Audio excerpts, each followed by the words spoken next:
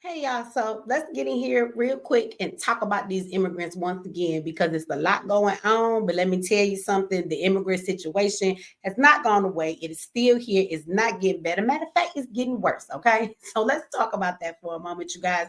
Of course, I have some news clips that I want to show you guys.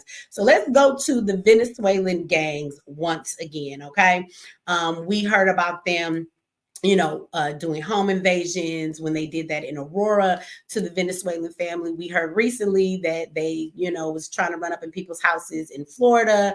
And then we found out, some months back, they ran up in somebody's house in Chicago. Both times it did not work out for them. Somebody got shot, which is good, right? Stop running up in people's houses. It's America, baby. Okay. We say strapped around here. But with all this going on, if you guys have lost sight of the immigrant situation, let me keep you informed and updated. So the Venezuelan gangs have now been tied to over 19 states in this country so far. So they are spreading everywhere. They are also out here doing a lot of human trafficking. Okay, now the people they are human trafficking are Venezuelan girls, and so they are not Americans. But I do not want people to feel safe in that and feel like, oh, well, they're doing, crime against their own people. They're not really doing it to us, because that's not true. They have actually committed a lot of crimes when it comes to Americans. We have people who have been unalived by them, children, okay, even not just adults. We have watched them, these immigrants, set people on fire. Now, that wasn't necessarily a gang member, but still set a woman on fire in the train station. She was an American, okay? We know that they have also ran up in Americans' houses in Colorado. They ran into all kind of gun stores and robbed them of the ammunition and their supplies. They robbed a jewelry store out there, you guys. So it's plenty going on that affects American people as well. But the newest thing that I want to talk about that definitely does affect us is that, now we said this before, okay? We talked about this and we saw the gang members in Chicago talk about it on the news some months back. So the news is starting to talk about it more because it is starting to show up in more areas. But the Venezuelan gangs are actually now fighting in a lot of places, American gangs, right? So we have the Crips, the Bloods, the Gangster Disciples, Vice Lords, all of that good stuff, right? And so they are in their communities committing their crimes. Not to say that we agree with that or we want that either. But you must understand, every place has their culture of violence, gangs, or whatever it is. And the Venezuelan gangs are not the same type of gangs that we deal with every day.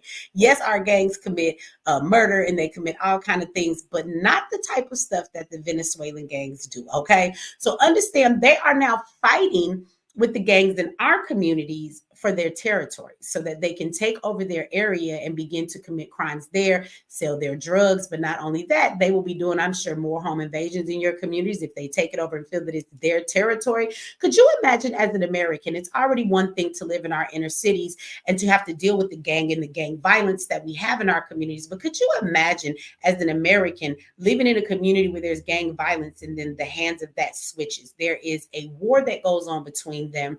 They end up getting rid of most of the gangs that are normally there. And now when you go outside, the gangs that you are contending with and the crime that is happening to you is Venezuelan gangs. I just want y'all to just think about that for a moment. What the fuck that would even be like, okay? They out there trafficking their people now, but those won't be the only people they're trafficking for long, if you get what I'm saying, okay? So for all the innocent people that live in these communities, what do you think that's going to be like to get caught up in the crossfire of that? I still cannot wrap my head around how foreigners from other countries, gang members or not, come to another country and think that you just gonna come in and commit all these crimes and just take over people's territories and think you're gonna run something as gangs over here. That is still mind-blowing to me to understand that concept, okay? So they are fighting with our gangs, trying to take their territories now in your community so they can say this community belongs to us and this is where we are going to commit our crime, which is a bit scary because we know that our police are going to get on our criminals and snatch them up and put them in jail.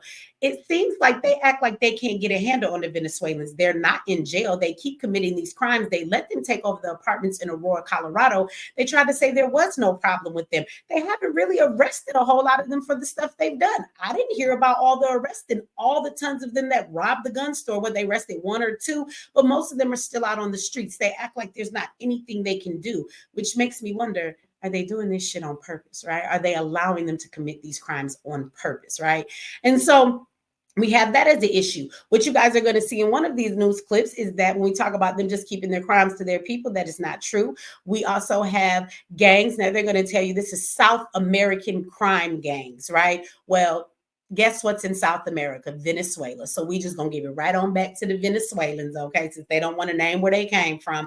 But they are actually running up in athletes' homes now. So they know that athletes are out playing sports events and they know their schedule. So they know when they're out of town, they know when they're not home because of their public game schedule. And they're going in their houses and they are robbing their homes of all of their stuff. So to say that their crimes are not affecting Americans, that is not true at all, okay?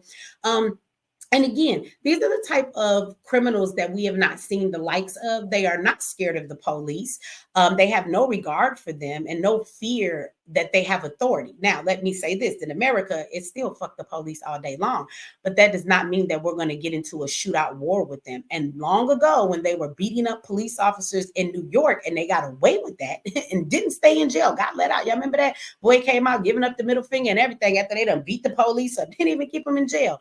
Yeah, I like to see how that will work out for you as an American, especially if you Black. You go beat up a cop and see if you make it out alive. And if you do, let's see if they let your ass out of jail or if you're not going to be in there forever for the rest of your life. You can't even shoot a police dog. You know, you can get 25 years for shooting a police dog. They will give you 25 years because they consider that dog an officer. Anyway, back to the main topic. There's some crazy shit though, ain't it? Yeah, think about that. Let that sink in. And so what I mean by that, though, is that they have already given the order a long time ago to shoot the police back, kill them back. There's nothing to deter them. They will get in an all-out war with the police before they just give in. They don't care, right? And this is the element that is in our country. So with everything that is going on, the smog, the fog, the drones, bombs and terrorists, the immigrants are still out there terrorizing everybody. And somebody's going to say, you need to make a distinction between immigrants, illegal immigrants, and gangs or whatever.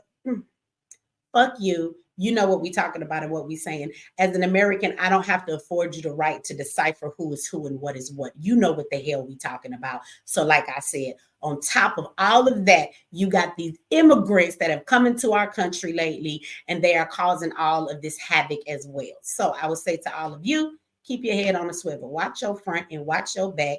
And I will see you on the next video or the next live. The FBI is warning about the surge of recent burglaries at the homes of star athletes. Come back in here, Madison. Have they found who's behind these pretty high-profile robberies? Ash, they have. It's a South American crime group.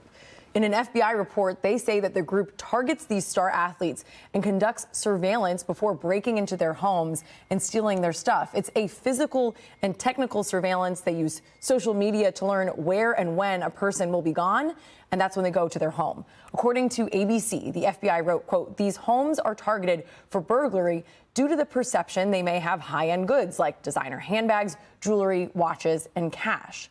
Here are just some of the targets that we've seen in this string. So in September, Minnesota Timberwolves guard Mike Conley was robbed. In October, two Chiefs stars, QB Patrick Mahomes and Travis Kelce, they both had their homes robbed. And then recently, just December 27th, Dallas Mavericks point guard Luka Doncic's home was also burglarized. So this group appears to have robbed 9 professional athletes, and there's not much that these guys can do, Ash, because their schedules are publicly available. People know when they're going out of town for a game, so it presents quite a problem.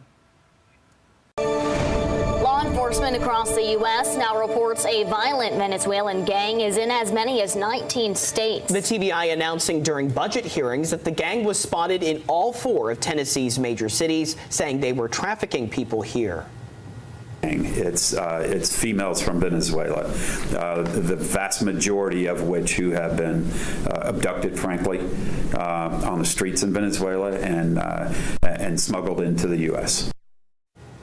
Hamilton County and Chattanooga law enforcement later said they had no active investigations involving the gang, but at least one local arrest in November involved a person with those specific gang ties. The Trump administration says the gang and immigration will be a priority. Christine Frizzell explains how that plan might get put into action.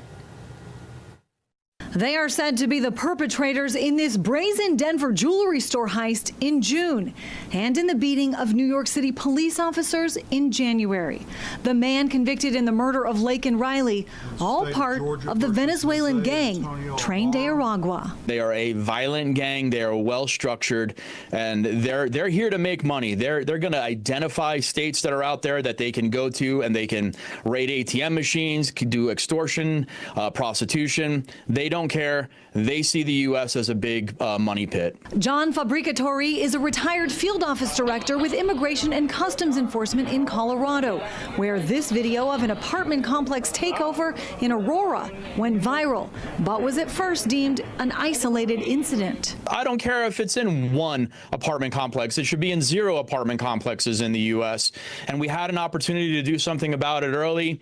It didn't happen, and now this gang has just grown. Reports show they are already operating in at least 18 states, plus the District of Columbia, with warnings from local officials in one of the more recent states, Maryland. Tren de Aragua are starting to come into the city of Baltimore, which is new for the city police department. One major fear is already coming to light. TDA taking on local gangs to try to compete over territory, drug profits, and status.